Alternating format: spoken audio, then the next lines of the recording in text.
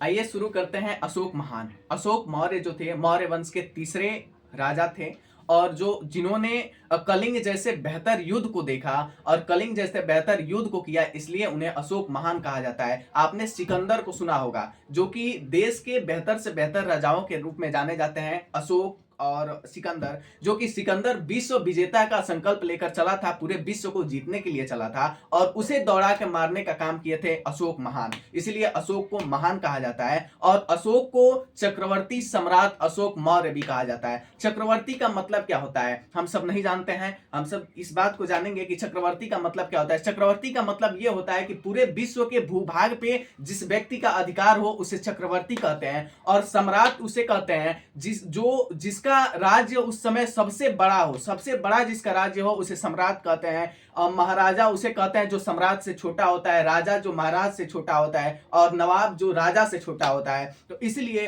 अशोक को, जो कि अशोक का उस समय शासन पूरे विश्व के सबसे बड़ा भूक्षेत्र था, इसलिए उनको चक्रवर्ती अशोक सम्राट कहा जाता है। जो पूरे विश्व को हरा दे उसे सिकंदर कहते हैं, और जो सिकंदर को दौड़ा के मारे उसे चक्रवर्ती सम्राट अशोक मौर्य कहते हैं।